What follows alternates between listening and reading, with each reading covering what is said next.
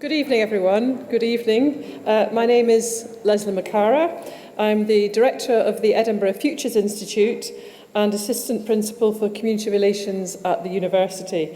So on behalf of all of my colleagues at Edinburgh, can I offer you all a very warm welcome to this second in the 2021 Gifford Lecture Series in the magnificent Playfair Library Hall. So welcome on a rather miserable evening, not typical Edinburgh weather, I have to say. So welcome, and a particular welcome to David's family who are on the front row there. So welcome to Edinburgh from me.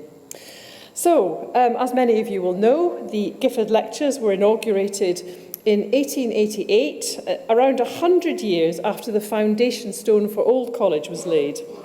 The series was established under the will of Adam Lord Gifford, a senator of the College of Justice, and he did this to promote and diffuse the study of natural theology in the widest sense of the term, and with an aim that the lectures should be both scholarly but also suitable for a wider public audience, a general audience, so scholarly and general.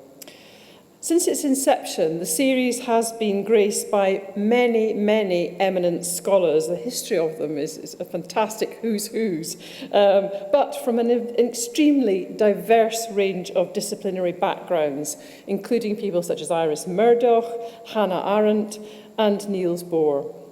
And the series, I think, is a brilliant demonstration of one of the critical functions of a university, to be a place of convocation and debate, bringing expert knowledge and illumination to the world's most complex problems, complex philosophical, scientific and social problems. And in that spirit, I'm absolutely delighted to welcome our distinguished speaker, Professor David Hempton. He's Senior Professor and Dean of the Divinity School at the University of Harvard, and he's going to continue his Gifford series on the theme of networks, nodes and nuclei in the history of Christianity from 1500 to 2020. So it's this very large scope, this big narrative arc through history. And this evening we're going to hear the second of his 6 lectures entitled Religious Networks in the Reformation Era. Please note that the lecture and questions this evening are being recorded, and the video will shortly be available on the university's Gifford Lectures web pages and blog. So I now have very great pleasure in inviting Professor David Hempton to give his second Gifford lecture. Welcome, David, and thank you.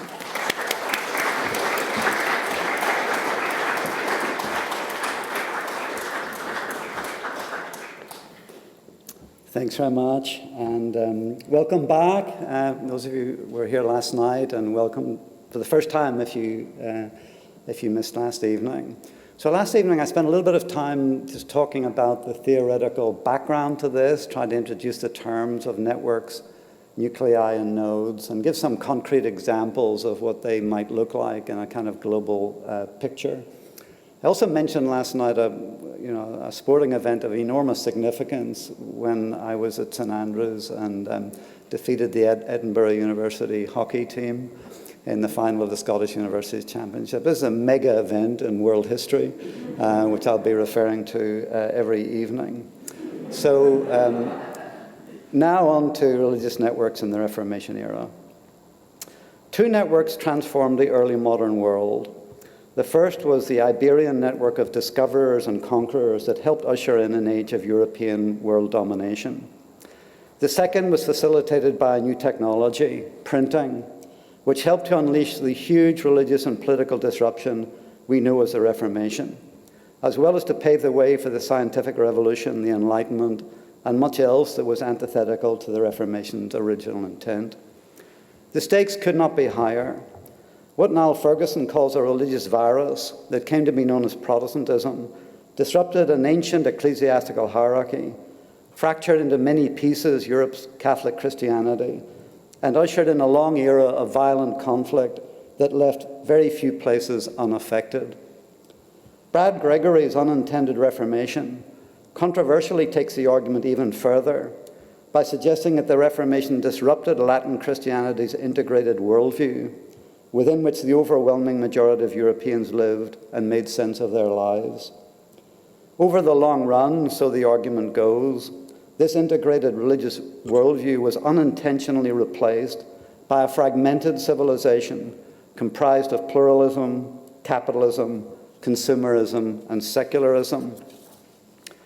This almost dispensational periodization of both a centuries-old integrated view of medieval society and of the impact of Protestant novelty, I think underestimates the perpetual processes of negotiation between local reform efforts and re-establishment within the church, the universities, and the monasteries. The change wasn't as dramatic, I think, as he indicates. At least some of the rhetoric around medieval unity and integration was actually propaganda that arose in concert with rising stakes in the globalizing context of power struggles in the later 15th and early 16th centuries. The key question is not so much how new ideas disrupted a supposedly monochrome medieval consensus, but how did reformed ideas interact with other macroscopic changes to reshape the texture of European life on so many levels? Put another way, then, how did an event of such huge and lasting consequence, which we call the Protestant Reformation, emerge from a small and unlikely event in a relatively unimportant town in northeastern Germany in 1517? And how does the framework of this lecture series, namely networks, nodes, and nuclei, amplify our understanding of what happened and how it happened?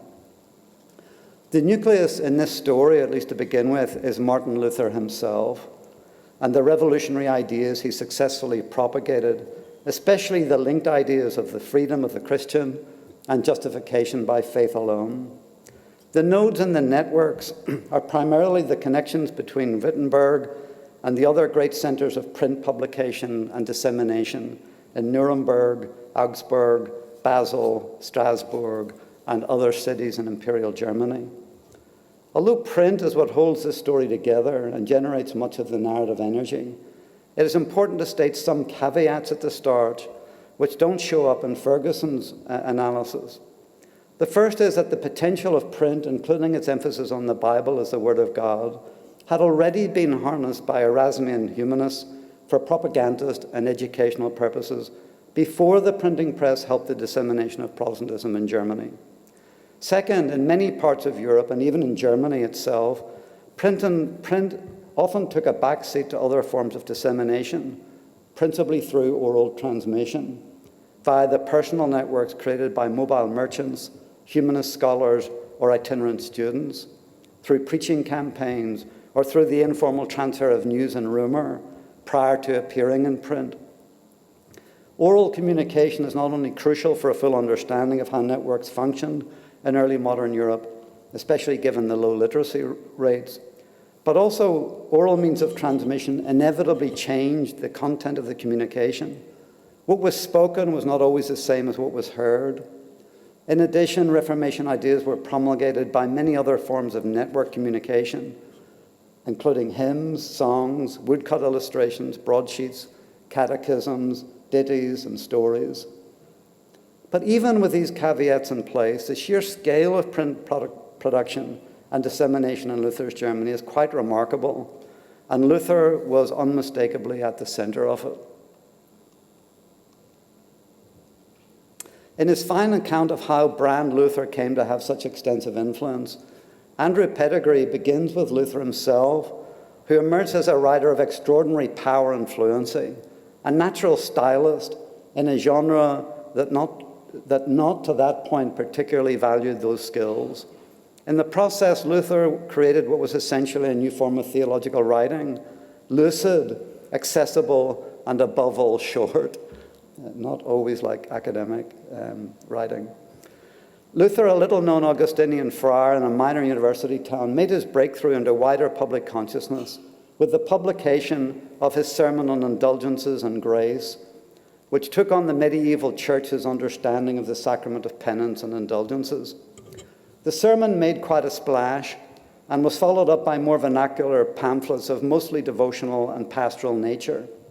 Meanwhile, an even more controversial Latinate story was brewing through Luther's public disputations and more subversive criticism of the papacy and clerical elites, in which Luther's characteristic emphases on sola scriptura and the priesthood of all believers began to emerge more clearly. By the summer and winter of 1520, Luther's vernacular readers were aware that big controversial issues were at stake, and the conservative Catholic publicists who tried to refute Luther inexorably made the situation worse by making a point of it. Catholic opposition and censorship proved to be ineffectual instruments of control, especially in cities and universities where emerging elites and ideas were hard to suppress. As the controversy deepened, there were important changes to the presentation and distribution of Lutheran propaganda that substantially increased the volume and impact of Luther's writings. The printing operation in Wittenberg was professionalized by Melchior Lotter Jr. and Lucas Cranach's woodcuts, not only transformed the appearance and aesthetics of the Wittenberg publications, but helped transform the landscape of printing throughout Europe. This is something that was referred to last night by Professor Jay Brown, that central to my story about networks, nodes, and nuclei and transmission, there's a kind of technological story underpinning it when major technological changes facilitate, promote, speed up transmission along the networks we've talked about. In business parlance, Luther was now a brand leader and an innovator, and he benefited from the increased competitiveness and lucrativeness of the printing industry. The more competitive the printing trade became in any given city, the more likely it was to turn Protestant. The bare figures are remarkable. Between 1517 and 1525, there was more than a 40-fold increase in the number of printed pamphlets. And by 1546, the presses of the German-speaking land produced over 6 million vernacular treatises supporting or opposing the Reformation, one for every 2 people in the empire. Luther's writings, 80% of which were in German, far exceeded those of anyone else. According to pedigree, over the course of the 16th century, German printers produced over 5,000 editions of Luther's works, and another 3,000 if one includes projects he was instrumental in propagating, including the hugely influential Luther Bible. There's no question, therefore, that circulating print through a network of German printing presses in imperial cities, with Wittenberg as the unlikely center, played a crucial role in distributing the ideas and content of the early German Reformation.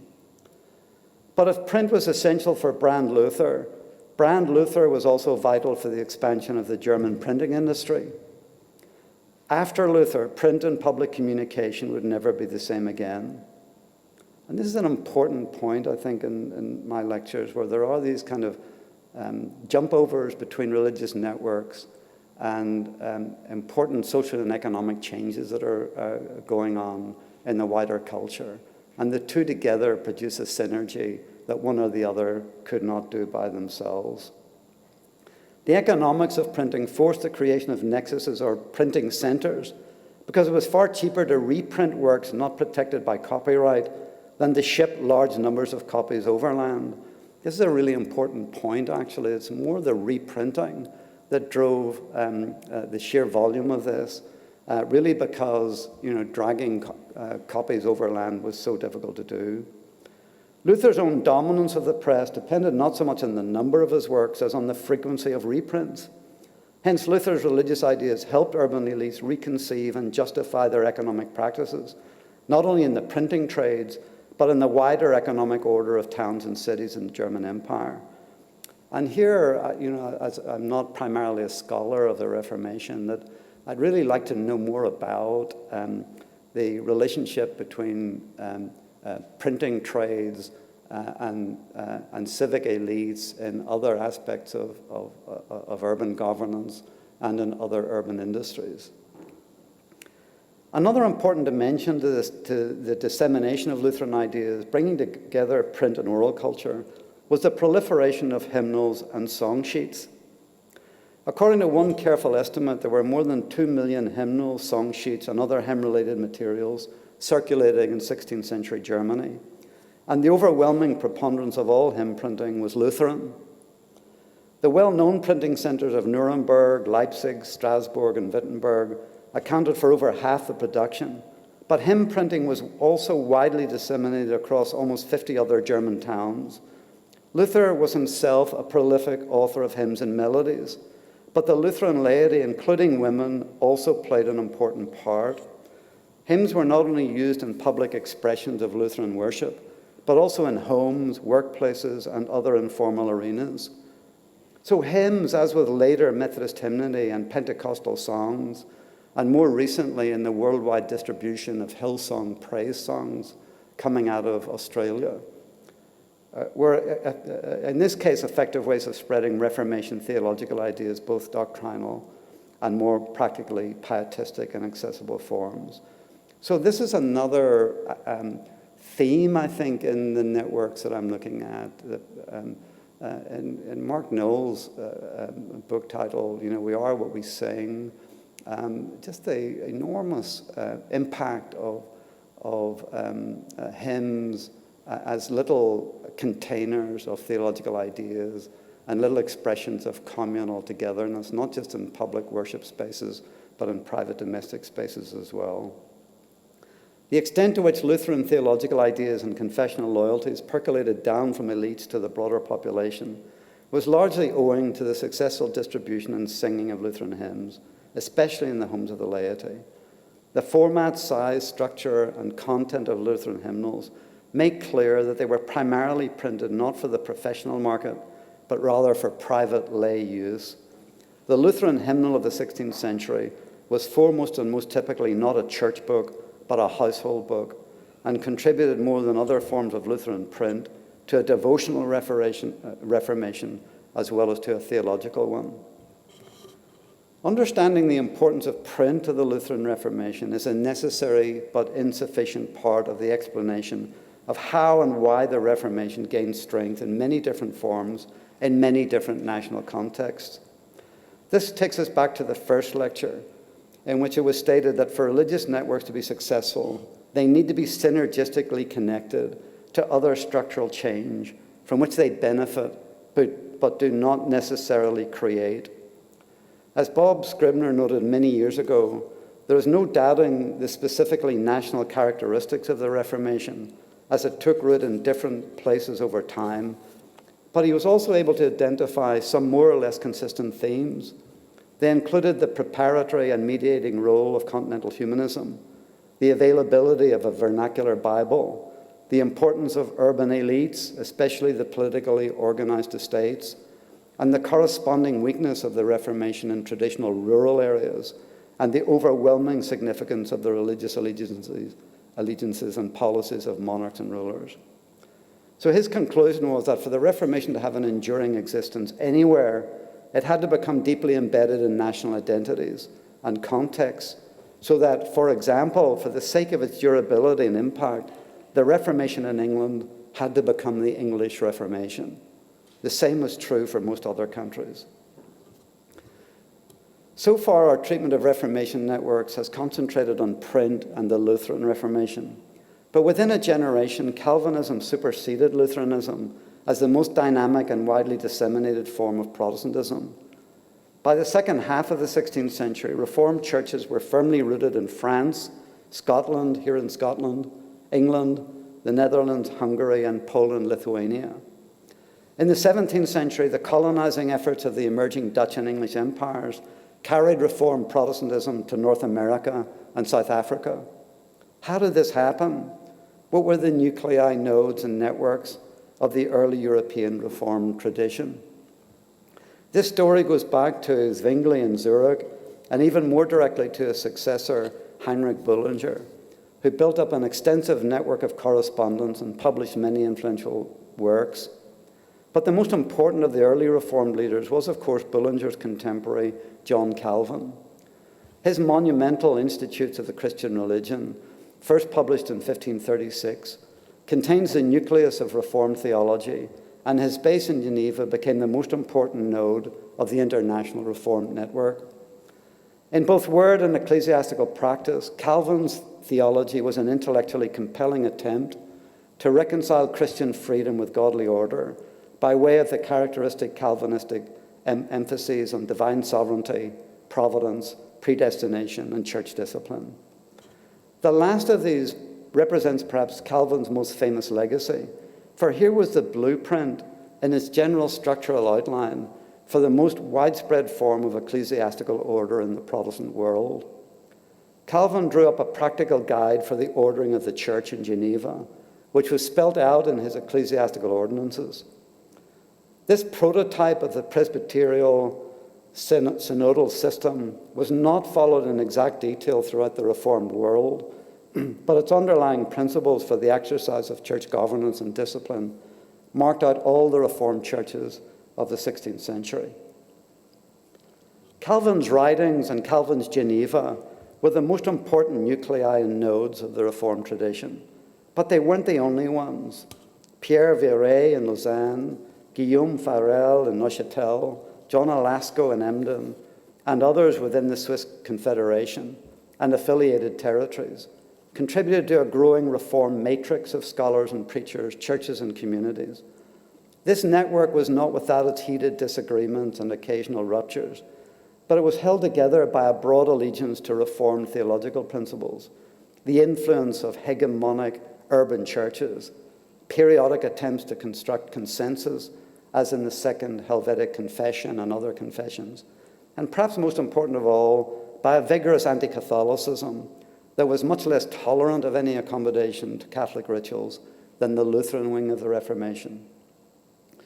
The network was also sustained by a peripatetic band of Reformed scholars and preachers of no fixed abode, sheltering from the cold winds of persecution in their respective homelands, and by self-conscious attempts to grow the network, as in the more than 220 pastors dispatched mostly from Geneva to oversee the organization of worship in the Piedmont and France in the decade after 1554. By the end of the 16th century, the international Reformed networks of churches, notwithstanding the intense dynastic and political pressures to which they were often subjected, displayed a remarkable fellowship and solidarity. They shared personnel, Eucharistic fellowship, and crucial elements of political outlook. They consulted with one another on issues of doctrine, and they offered one another their prayers and financial solidarity in time of need. Examples include the Harmony of Confessions, published in 1581, drawing together the articles of 11 different Reformed confessions in response to the Lutheran Formula of Concord, and the collections that were raised for mutual support in times of affliction, as when the Duke of Savoy mounted a campaign to retake Geneva in 1589. But plenty of raw human mobility also wove the disparate Reformed churches into a larger international community. For wherever one looks in the histories of the early Reformed tradition, the more examples there are of remarkable human travels along the arteries of the Reformed networks of churches, universities, and cities. Jean Taffin was born in Tournai, trained for the ministry in Antwerp, Strasbourg, and Geneva, served churches in Aachen, Metz, and then back to Antwerp, and later fetched up in Heidelberg, Haarlem, and Amsterdam. The Reformed in Transylvania sent their aspirant clergy to study in France, Germany, England, and the Dutch Republic.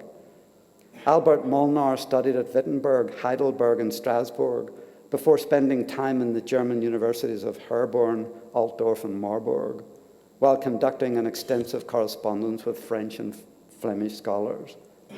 John Knox spent 12 years of his life almost continuously on the move, from Scotland to England, France, Geneva, Frankfurt, Dieppe, and then back to Scotland again.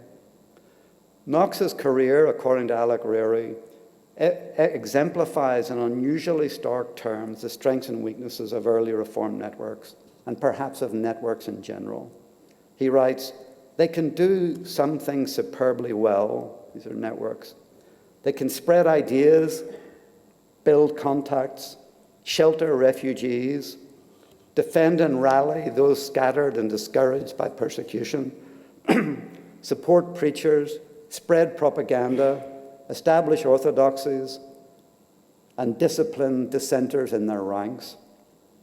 What they and their human components can't easily do is engage in hard politics, make and effect diplomatic calculations, and effect change from above, except in very rare cases when the network becomes integrated into are co-opted by the instruments of power. So this is one of the themes I'm developing through the lectures, that the networks I'm most interested in are the ones that pop up from below or from outside established authorities, hierarchies, nation states, and so on. And this gives them enormous populist energy and ability to move across borders and frontiers. It becomes much more difficult for them to gain control over structures of power and influence from above rather than from below.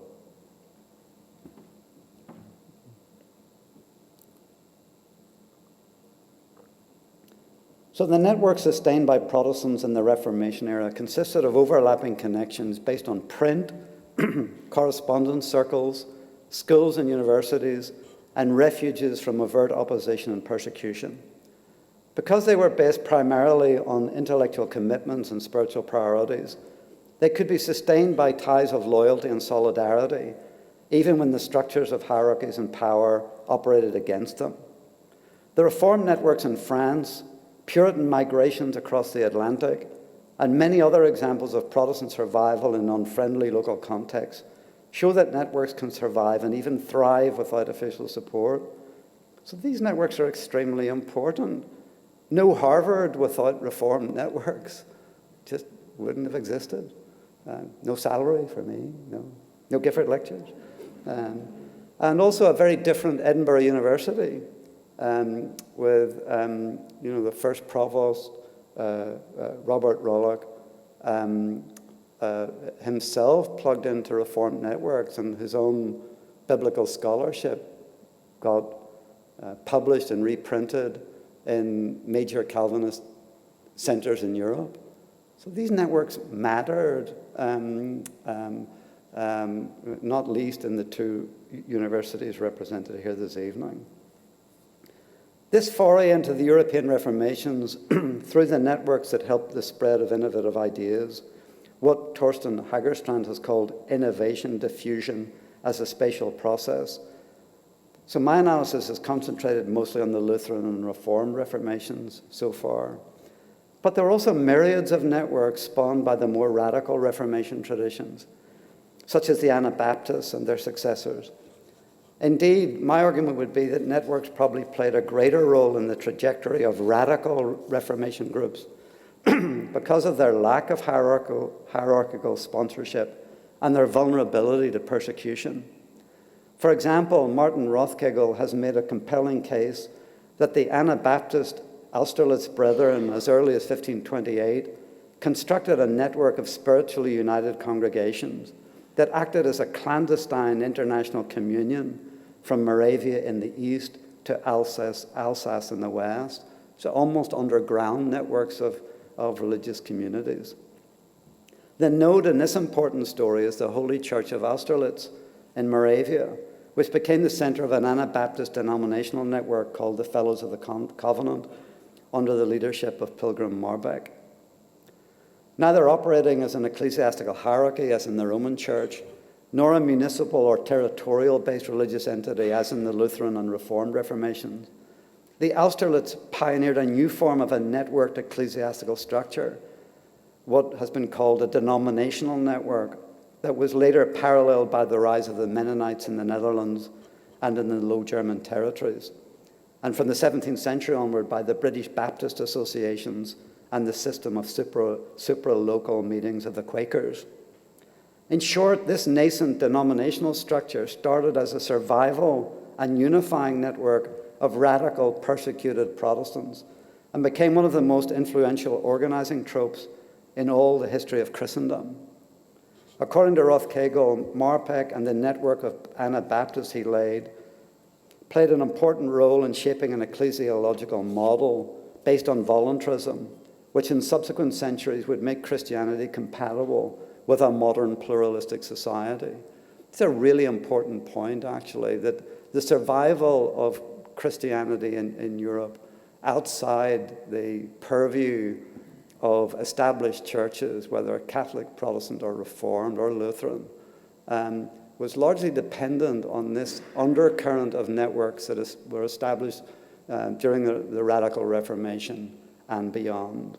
And it really does underpin, I think, bigger stories about the American colonies, the American Revolution, the separation of church and state, and many big issues that have flowed out from that. So the roots of these things are important, and to figure out where they came from. So this analysis of Protestant Reformation networks, Lutheran, Reformed, and Radical, stops short of the beginnings of the powerful networks of correspondence, print, and organizational innovations built by the Pietists, when improved literacy rules, rates, and female education added yet new dimensions. It's an important part of the story in the 17th century. As literacy rates improve, female education develops more strongly. Potentially the largest and most radical network idea of all coming out of the Protestant Reformations was the deeply subversive doctrine of the priesthood of all believers. This is a network of Christian believers. Nothing struck so deeply at the heart of the whole structure of the medieval Catholic Church and its successors than the notion of a general priesthood. But as Reg Ward has pointed out, it did not receive a full-scale treatment until Jacob Spener at the end of the 17th century. And the general history of Protestantism since then has been virtually a conscious evasion of this doctrine of the priesthood of all believers in favor of clerical establishments of one kind or another right across the religious traditions. At the same time as the Lutheran Reformation was roiling the Holy Roman Empire and John Calvin was producing his Institutes of the Christian Religion, one of the world's most powerful and enduring religious networks was arising within the very Catholic Church that the Reformers were attacking. I think it's important to point out that, so I'm going to move on to talk about the Society of Jesus, that although this arose at the same time as the Protestant Reformations, I think its roots go more deeply into medieval Catholicism than a direct response to the Reformations themselves. The Society of Jesus, founded by Ignatius of Loyola, arose out of a gathering of university students at the University of Paris in the 1530s and was given formal approval by Pope Paul III in 1540. It later emerged as the largest mission organization in the world. Although comprised only of men, Jesuits were also spiritual directors of women and sometimes used women associates as catechists. Recent scholarship has paid attention to their immense investment in colleges and their cultural contributions to education, theatre, music, architecture, agriculture, industry, map drawing, mathematics. They expertly raised money, built libraries, educated Europe's Catholic elites, promoted civic engagement, pioneered scientific inquiry, constructed maps, employed the visual arts, and produced any number of grammars, vocabularies, catechisms, and confession manuals. Hence, they were not only enthusiastic missionaries, but also inexhaustible cultural dynamos. Although much depended on whether Jesuits entered foreign missions on the coattails of conquering armies or as missionaries to non-subjugated civilizations, as in China, this is black robes versus Mandarin robes, they built a reputation for engaging foreign cultures, not as domineering imperialists, but as skillful adapters to local sensibilities. But Jesuits also underwent a rigorous program of spiritual formation based on their founders' spiritual exercises, which helps explain not only their personal discipline, but also their enthusiasm for global mission. In the parlance of this lecture series, the Ignatian spiritual exercises is where the nucleus of the Jesuit enterprise was located. And its increasingly global networks consisted of people, circulating letters in print, and most visibly of all, colleges. They created what one historian has called the biggest network of private schools Europe has known, with something in the order of 500 to 600 distributed across the continent. My intention is to understand better how the spiritual exercises acted as the energy center of the Jesuit enterprise, then to look at the extensive network of the Jesuit educational system, especially how it was funded, and then to look at how the Jesuit networks fared during the suppression of the order at the end of the 18th century, What happens to networks when they get crushed? Put simply, we will examine the Jesuit nucleus, follow the money that built the network, and compare the virtual society of the suppressed Jesuit order with what came before and after. Beginning with the nucleus, I want to examine further a connection Michel Molina has made between the history of Western subjectivity and the history of early modern global expansion, or less technically, how individual efforts at spiritual transformation had global significance. In particular, Molina explores how new thinking about self and world were key components of Jesuit evangelical efforts, and how Jesuit spirituality proceeded from self-reform to the reform of the whole world.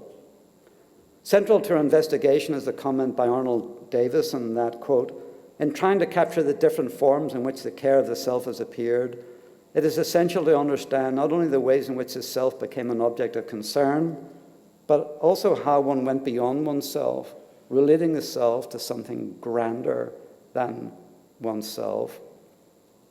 With that in mind, Molina shows how the enormously influential Ignatian spiritual exercises were designed to reform oneself internally in the service of a greater cause, namely the conversion of the world's population. Beginning with introspective exercises of prayerful divine engagement and self-scrutiny, practitioners were encouraged to look outward to imagine the whole world. Originally conceived as a month-long exercise in spiritual formation, the first week, not necessarily 7 days, was devoted to spiritual exercises to overcome oneself and to order one's life. The second week was devoted to the contemplation of the kingdom of Jesus Christ, the call of the temporal king as an aid towards contemplating the life of the eternal king. In these exercises, the practitioner was encouraged to imagine the life of Jesus as he moved through synagogues and villages, preaching the kingdom, and then to follow him.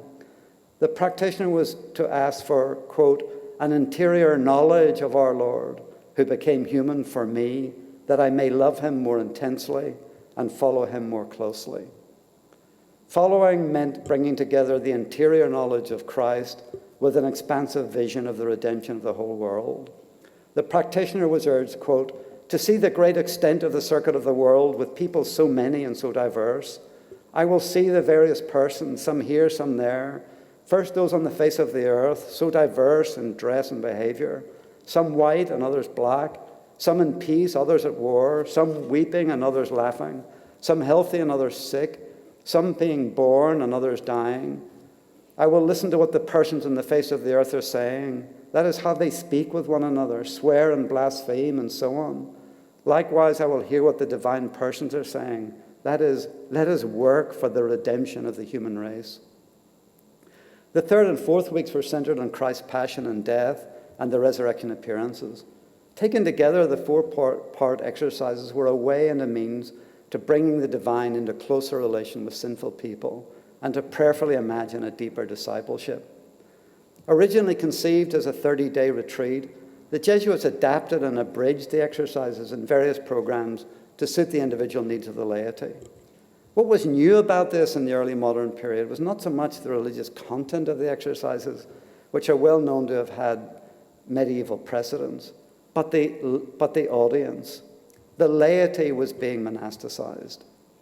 A combination of shortened exercises to be completed in only 8 days or less, and the growth of retreat houses where the exercises could be directed, expanded the range of Jesuit spirituality to a much larger group of people, both religious and lay. Moreover, these disciplines occurred within the context of European imperial expansion and the growing circulation of the Jesuit relations. These were missionary reports about what was happening in different parts of the world. I mentioned Marie of the Incarnation last night, who got her calling to go to what is now Canada and found an Ursuline monastery there, came from reading the Jesuit relations. These missionary reports were extremely influential. In short, self-discipline and spiritual formation, a key component of which was a desire to see the rule of Christ over all nations, was a way of universalizing the Christian message, and personal submission was a prelude to missionary action. Put another way, using early modern language, In Jesuit spirituality, the religion of the heart was an expression of love for the Sacred Heart of Jesus, and the Sacred Heart of Jesus was in turn capable of embracing the whole world. In this way, the Jesuit nucleus, the Ignatian spiritual exercises, was a powerful tool of missionary spirituality that enabled individual practitioners to maintain self-discipline and focus, even when they were deprived of a supportive community and familiar surroundings. This allowed missionaries to mission. The spiritual and intellectual preparation of the Jesuits made them ready to travel across cultures and capable of working alone, even in hostile circumstances. There would have been no Jesuit missionary network without Jesuit spiritual formation.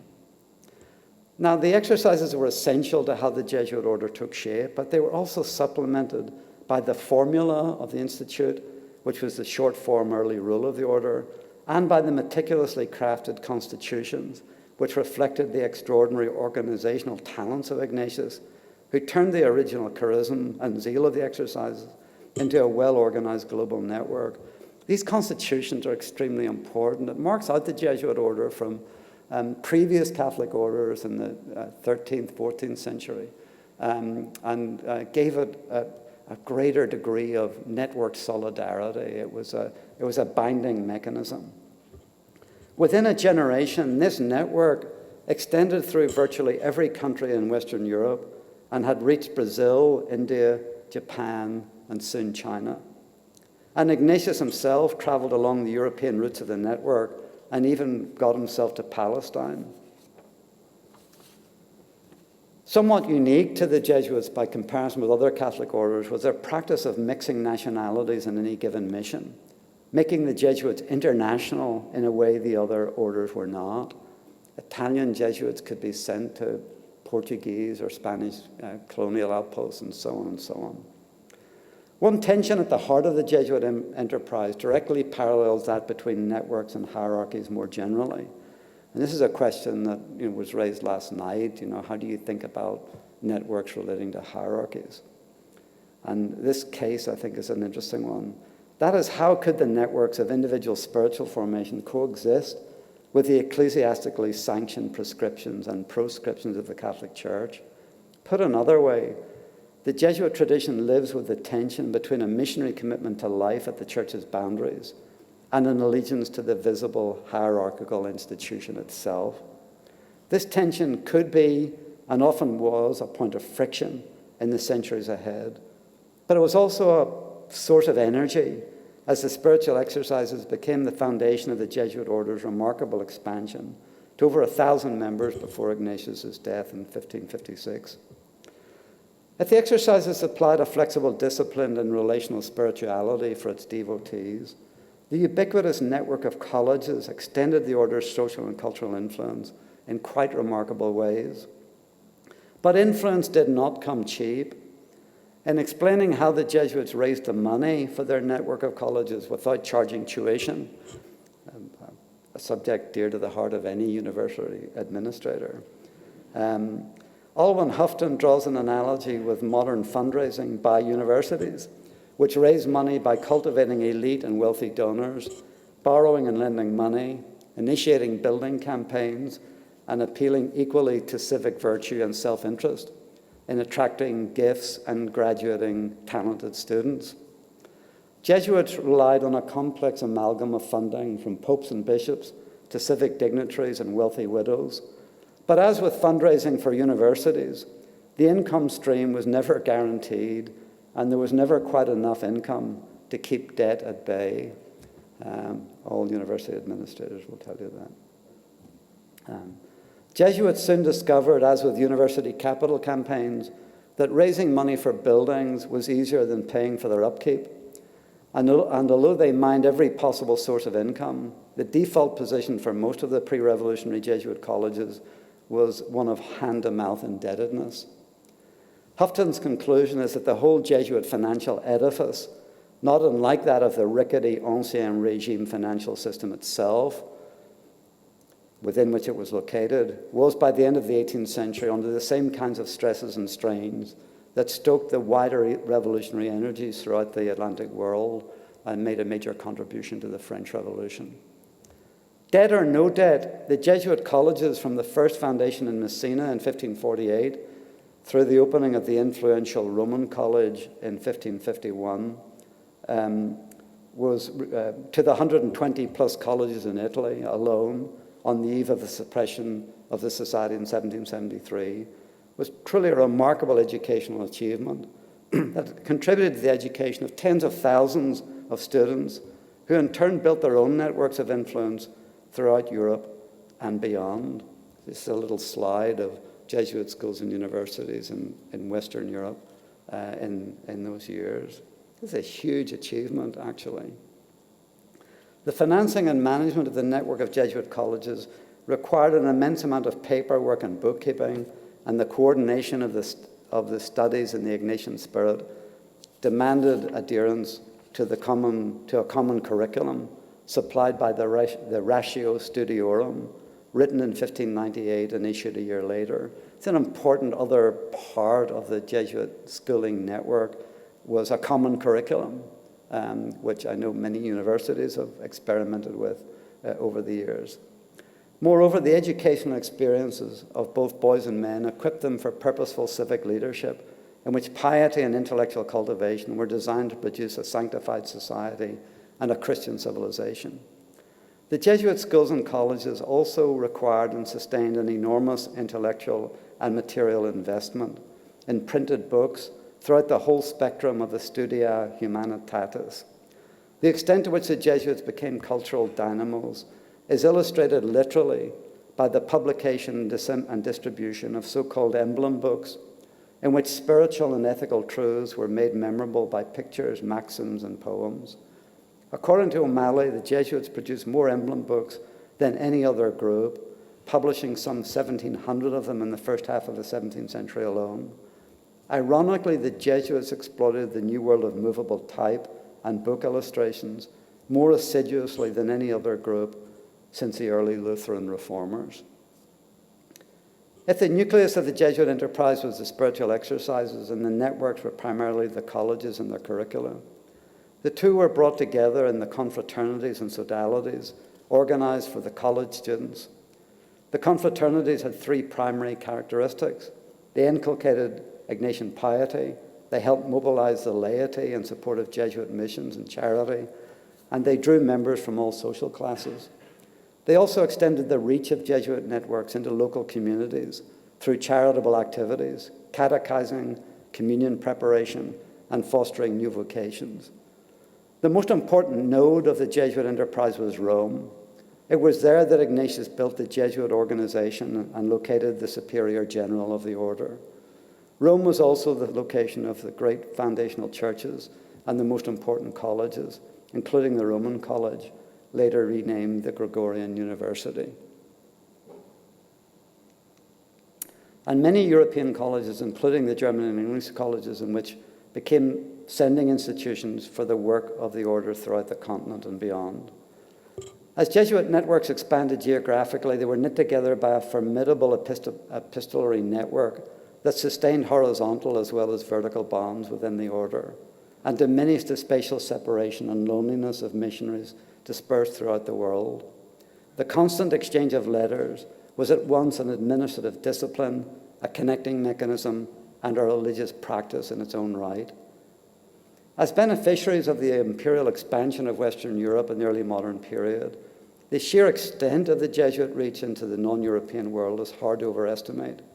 From New France and Latin America in the West to India, China, and Japan in the East, Jesuit missionaries encountered native peoples and ancient civilizations and relentlessly communicated on their encounters.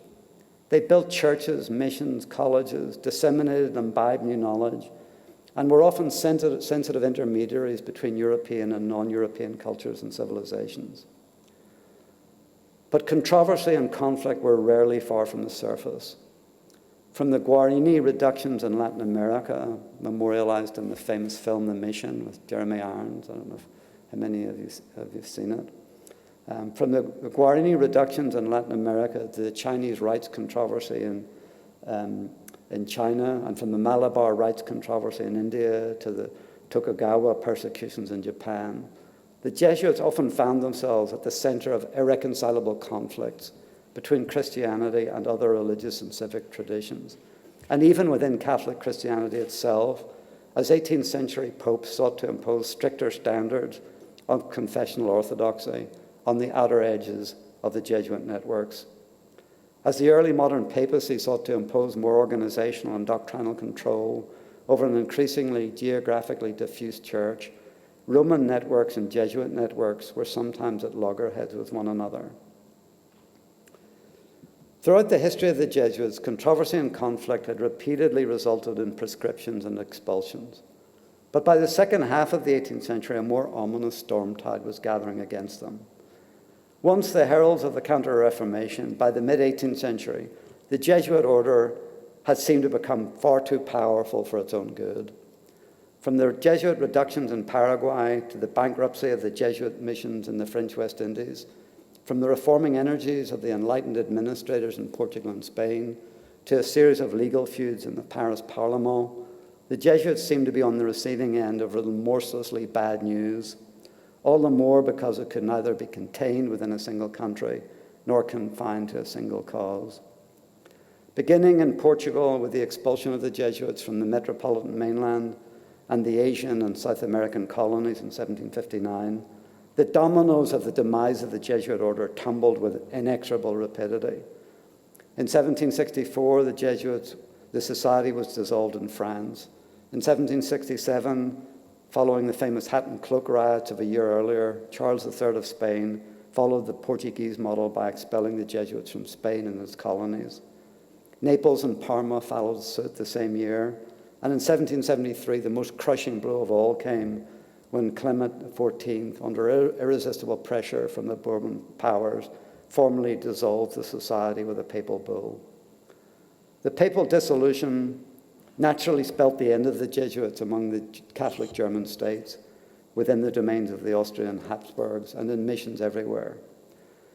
Now, it's tempting to attribute all this hostility to a primary cause, such as the impact of the Enlightenment or the influence of the Jansenists, or to what Jonathan Wright has called a shared repertoire of supposed Jesuit abuse, ranging from regicide to sexual perversion and to avaricious profiteering.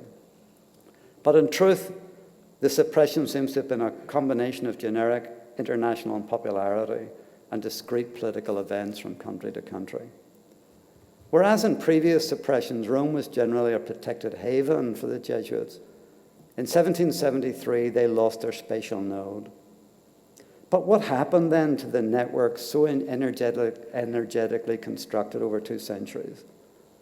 Although we still lack an authoritative treatment of the Jesuits during the suppression from 1773 to the reconstitution in 1814, the outlines of the story are pretty clear. There's no denying that the suppression dealt a serious blow to the entire Jesuit enterprise. 23,000 Jesuits were thrust into potentially vulnerable positions. Most of their properties were seized and their missions abandoned.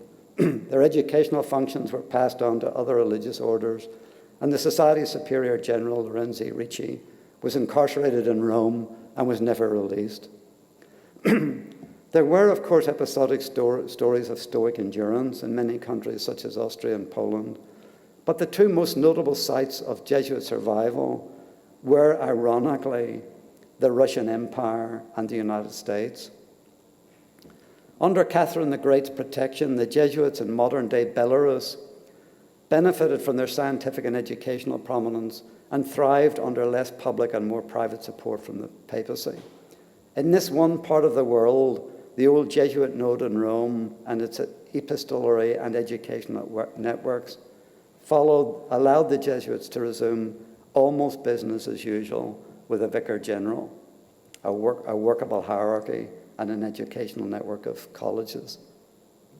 Under the unlikely protection of successive Russian czars and permission from the papacy, the Jesuits not only constructed a formal system of governance in the Russian Empire, but also conferred affiliate status on Jesuits from many different European countries. Effectively, the Jesuits had a new and unexpected node, Russia, but it did not last. Ironically, the formal restoration of this society in 1814 was quickly followed by its expulsion from major Russian cities in 1815 and eventually from the Russian Empire in 1820. An autocrat's whim could save the Jesuits, but it also could destroy them, is how one historian has described it. A different pattern of survival emerged in the United States under the influence of John Carroll, Bishop of Maryland, and an erstwhile Jesuit. American Jesuits benefited from an influx of Jesuits from the Russian provinces and from the emergence of Georgetown as the intellectual center of American Catholicism. In the United States, the corporate structure of the Jesuit order was virtually demolished, but its network connections thrived in different forms. Outside Russia and the United States, Jesuits both suffered from suppression and benefited from the opening up of other cultural opportunities, where they played an active part in the centers of 18th century enlightened sociality. Jesuits became important in academies, libraries, publishing houses, astronomical laboratories, scientific laboratories, Masonic lodges. They were still the educated elite. During the 4 decades of suppression, the Jesuits were never eradicated by force, and they were able to maintain a skeleton of both formal institutions and informal networks. This served them well when Pope Pius VII restored the Society of Jesus with the promulgation of a papal bull in 1814. There were about 600 only remaining Jesuits when the society was restored, but by 1820 they were back up to 1,300, 4,600 in 1850, 15,000 by 1900, when they returned to almost all their former territories and were reaching out to new missions. Whatever the bare numbers say, however, the Jesuit order that was restored in 1814 was not the one that was suppressed in 1773. And the world order in which religious institutions had to operate had been seismically changed by the American and French revolutions. What the decades of suppression showed is that even without the support of political and ecclesiastical elites, and often their active hostility, the Jesuits were able to survive and in some places thrive by holding fast to their old nucleus, the spiritual exercises, to their educational philosophy, to their habits of mind, and to their formal and informal networks. They also kept meticulous archives, which allowed them to tell their own story and allowed the rest of us to appreciate its importance ever since. In conclusion, then, what these studies of 2 Reformation era networks show is that in the 16th century, religious ideas intersected with other macroscopic changes in print and culture, in commerce and social structure, in education and civic engagement, and early modern globalization to produce changes of truly epochal importance. These changes do not easily yield their causes and consequences to analyses of singular religious traditions in a particular nation state or a particular geographical region.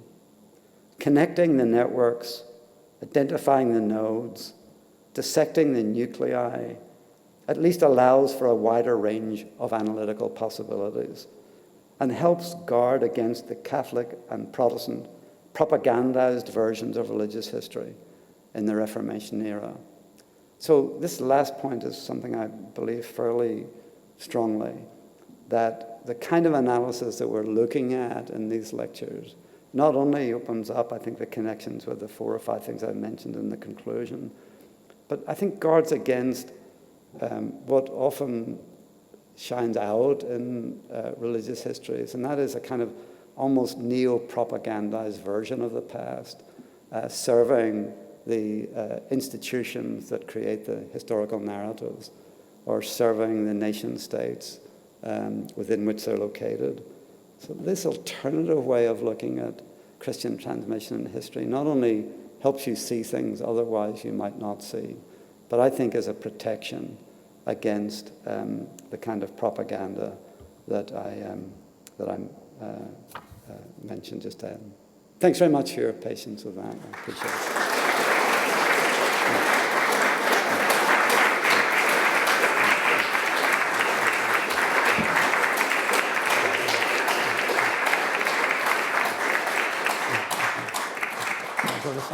You go there now. Yeah. Well, thank you very much indeed for that wonderful, erudite, brilliant lecture, and nodes and nuclei, and just the whole metaphor of that seems to me to be a wonderful lens through which to track through history in the way that you've done. So thank you so much for that. Very, very enlightening in a building that was very much at the heart of the Scottish Enlightenment. This is very much an Enlightenment evening, so thank you very much. We've got time for some questions now. There's a roving microphone, which Mark Newen has. And if you'd like to ask a question, you could put your hand up and then wait for the roving microphone. And we've got a lot of questions. So if we begin there and then move towards the back. I'm going to try and sit down. The lights are a little bit difficult to see people with hands up. I'm going to try and sit. So we have our first question, please. Thank you. Thank you very much. That was tremendously exciting. I'm a lay Dominican, so obviously I regard the Jesuits with both great respect and great skepticism. But I think you said early on something that I would want to encourage you to sort of expand on, not necessarily now, but in the book version, which is the relationship of the Jesuits to the orders that went before, and particularly the Dominicans, because on one hand, a lot of the things that you said were characteristic of the Jesuits were already characteristic of the Dominicans and Franciscans and the other friars in the 13th century, particularly the confraternities, and obviously that's crucial. But I think that one difference between the Dominicans and the Jesuits, but which would also shed very important light on the networks of the Jesuits, is the groups of women who followed the same spirituality. Now that's much easier to see in the case of the Dominicans because obviously they're called Dominican, they wear Dominican habits and they're more closely integrated into the Dominican order. Yeah. But then you do get these congregations that come out that have their own constitutions from the 19th century. Now if you do that same kind of thing with the Jesuits, so you look at both the sort of lay confraternity groups around them, but also specifically the women's congregations and groups that are following what they would call Ignatian spirituality. I think you'll instantly see, something you can see from the Dominicans, for example, which is if you look at the number of Dominicans there are in the world, there are 20 times as many women vowed to the same life. And I think you would find it would probably be even more true of the Jesuits, if you look at the number of Ignatian women. Right. And therefore, when you look at the networks, it's just like the early history of the brain, that they suddenly discovered that actually there are all these, that the white matter is much more important than the grey matter, and there's much more of it. Yeah. And in the same kind of way, there are far more women around who are just kind of invisible, but when you start looking for them, you'll see that they're sort of crucial to the whole operation. You can see how this theoretical model of networks, nodes, and nuclei, that the more you figure things out around the kind of question you've posed, the deeper you get into the kinds of networks that just don't show up very obviously in most historical accounts. And this is, I think, what I'm driving at the lecture series. So in a way, I take your comment as an encouragement to try and figure that out more deeply, because in a way I got, intrigued by the differences between the Jesuit order and the earlier ones, and having to pick a start date for the lecture series, 1500 seemed easier than 1200 or 1300. But thank you for the comment. I think it's a great one. So we've got two questions now, one there, and then I think a further one at the back there on the left-hand side as well. Thank you. Thank you very much for your talk. I was just curious, within your definition of network, if you would consider pilgrimage routes, like the Santiago de Compostela, to be a network, or if that's something different within your methodology.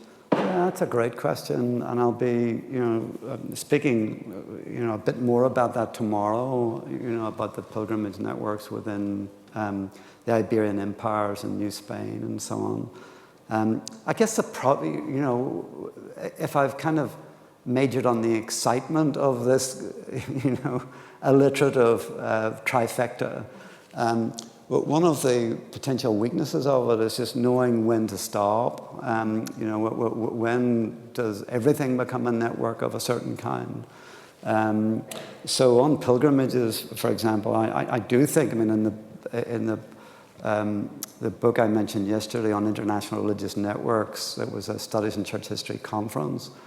Pilgrimages were in that as a part of a classic network, especially of an earlier period. So I think yes is the answer, but I say it with a little bit of unease because it kind of just keeps spilling over into more and more categories that get me into trouble eventually. Thank you. And there. Thank you very much. Really enjoyed that. Interesting. I was born in Belfast, so it's interesting to hear what you were saying about propaganda among Protestants and Catholics. Yeah. I'm here this evening. I studied theology as an undergraduate. I now work on websites, and I found it very interesting this evening, kind of combining two areas in my head, which are sort of real passion areas. I think one thing that struck me with my digital marketing head on is the kind of transactional nature of these networks, and that is sort of you rub my back, I'll rub yours, and it just really struck me how what was the driving force for people adopting these networks and adopting the various things that, through Luther and Calvinism and then with the Jesuits, because I think there's always has to be a reason why people want to interact and engage. I was wondering whether it's things like community, belonging, whether it's also, as you were saying, with the printing press, but it's just something that I just noticed upon. Because we're always looking at what are our users' needs, what do they want from us in order for them to then engage with us. Yeah. No, thanks for that. I guess what I was trying to get at in the kind of nucleus idea, as I was thinking about how to configure these lectures, I got really interested in trying to figure out what was the heart and center of these networks that allowed them to gain energy and succeed. And I guess it's a little bit of a dangerous historical way of thinking, because I'm privileging successful networks and not speaking much about failed networks. So in all of the things I've spoken about this evening, I've tried to get to the heart and center of something that was a powerful generative idea. So not just a transaction, something that was that deeper than just transactional, something that carried risk as well as opportunity, something that was deeply held, and allowed networks to, because the print networks were nothing without the content of the print, right? It wasn't just the fact that there were a bunch of printing presses in imperial towns. When the Catholic Church tried to respond with its own refutation publications in Leipzig, where they still controlled the printing presses, printers couldn't give the works away virtually. It was just really unsuccessful. So there are moments, I think, when these ideas strike much deeper roots, and that's a big, deep historical question of why. Why did these ideas gain such currency in the 1510 to 20 period, when some of them had been around for quite a long time before that? And those are complicated questions. But that's why I think that, I do think this method of trying to get at the heart of something, what is the nucleus? What is the atomic structure of this that's giving some energy to it, almost like nuclear fusion of some kind? And where are the places of intersection where they then gain currency? And what kind of networks are they, and what sustain them is really what is driving it. Thank you. Mark, could you come down here? I've got a question down at the front, and then we might just take a couple more at the back, and then I think we will be sadly running out of time. And then Alvin too. I already had several questions, but I'm going to just pick one. It's a comment probably, which is about the tension between different discourses that you were just talking about. And I found so interesting the map that you showed of the schools in France, because the schools in Europe, the Jesuit schools in Europe, are mostly concentrated in France. Like in France, as far as I know, is a very very tensional territory at the moment in between the the Catholic and the Protestant world. So I was actually thinking if the true heart of the Jesuits was France and not Rome, and but of course it is in Rome that the information is gathered from across the world. So I don't know, but I found it very interesting, that tension between France and Italy in that period. Yeah. And I don't know if you have any comments on that. Yeah. Well, look, thank you. I mean, I just don't know enough to answer the question really well, to be honest with you. But I mean, certainly there was a very fast expansion of the Jesuit schools in Italy as well. But you're right, the map does show a really large concentration in France. Yeah, I mean, I'd like to know more.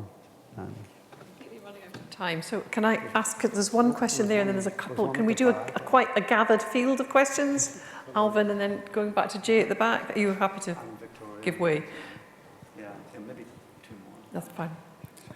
Well, thank you for another tremendous lecture.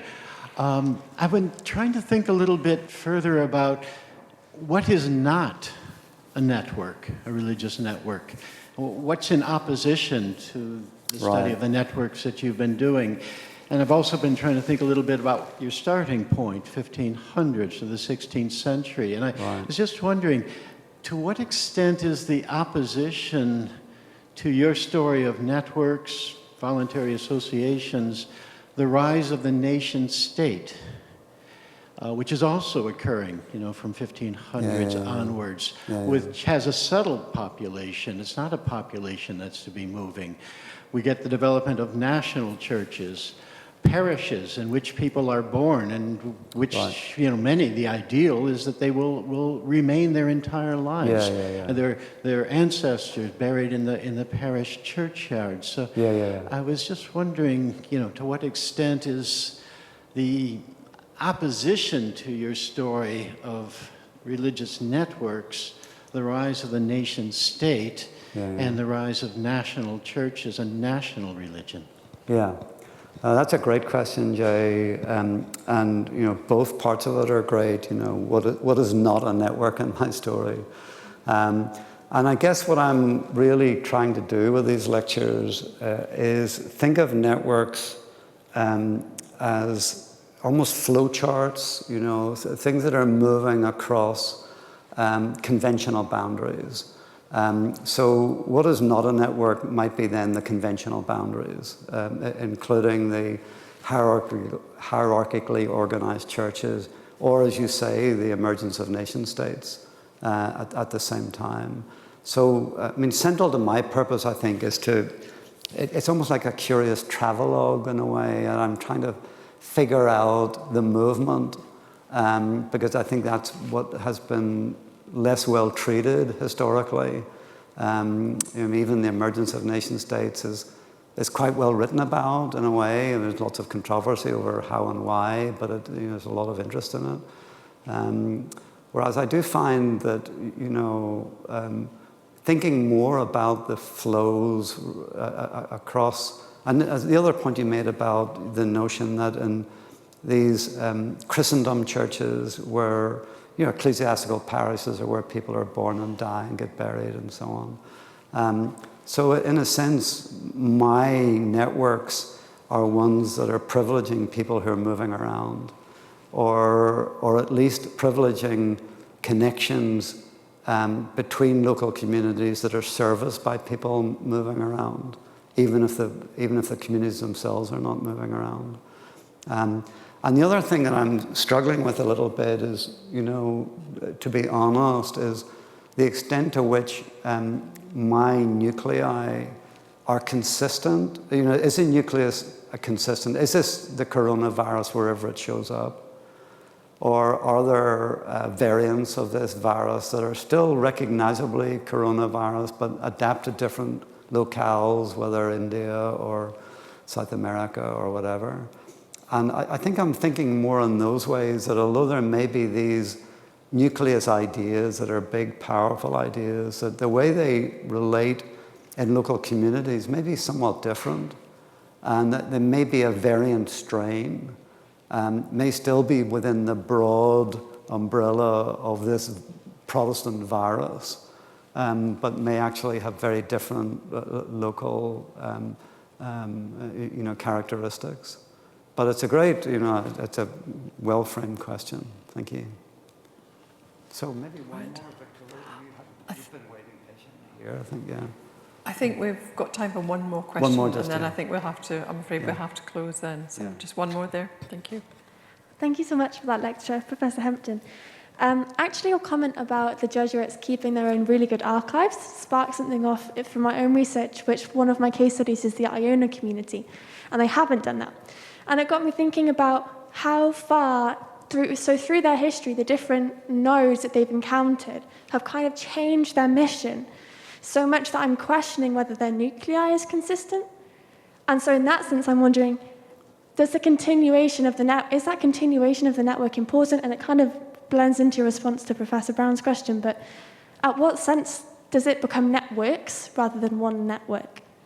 Within the Jesuit or more generally? Just generally, like more using the methodology, like how much change are we going to allow before we change network from networks? And does that make sense? Yeah. No, it does make sense. And again, I might go back to this, virology analogy. The extent to which are these surges in viral transmission new phenomena, or are they part of the same kind of, how will historians write the history of this epidemic as a singular thing, or as a set of fast-moving and fast-changing in different host cultures and different places at different times? So that's, I think, always going to be a judgment call. What I tried to do in the Jesuit case, I think, was to try and show that the spiritual exercises, but not just the spiritual exercises, the curriculum, the formula, the constitutions. I mean, what I think marks out the Jesuits from the Dominicans and others that were referred to by a previous questioner was the extent to which not just Ignatius of Loyola, but his assistants, his hand-picked secretaries and organizational apparatchiks really constructed something that is a network. It has a formula, it's got a set of constitutions, it's got an educational philosophy and curriculum, it's got a game plan for mission and relating the story of mission. So I think in the examples I'm choosing, I'm trying not to let the network fly away in multiple different directions. So that's why I handpick a little bit the networks that seem to me to be defensible as classic networks, even though I'm prepared to admit, there's no question that the Jesuits who get reestablished after 1814 are not the Jesuit order that was in existence in the early 18th century. Just not. Multiple things had changed. So is it the same thing? Well, in some respects, yes. In many respects, no. So I think that, I know I have to build in the flexibility of change over time, like all historians have to cope with the very good question you asked. Yeah. So. Well, thank you very much. It's always a sign of a great lecture when there are too many questions and not enough time to answer them all. But this is not going to be the only opportunity to engage in conversation and debate about the Gifford Lectures. I've got a number of announcements here that I just want to go through. That, of course, the next lecture in the series is on Thursday when you're at 5:30 in here. And we're going to look forward to the next lecture entitled Religious Networks in the Age of Empire in the New Spain and West Africa, so continuing on the journey. We're also holding an online discussion throughout the fortnight of the series of Gifford Lectures on our Gifford Lectures blog, which is Victoria Turner of New College. Yes, that's yes, Victoria. And you can contribute to the conversation and discussion there. You can access the blog via the Gifford Lectures web pages. They're obviously the critical piece of information. You're also very warmly invited to attend the Gifford Seminar, which is held on Wednesday next week on the 13th of October from 1 o'clock to 2 o'clock, and it's going to be an online event through Microsoft Teams. And anyone who wants to attend that will need to sign up for that. And again, the details are on the Gifford Lecture website. And at that event, Professor Hempton will be joined by Susan Harden-Moore, who is the Professor of Early Modern Religion, and Professor Brian Stanley, Professor in World Christianity, both of New College in Edinburgh, to discuss questions from the audience arising from the series as a whole, but it's obviously provoked a lot of discussion and debate.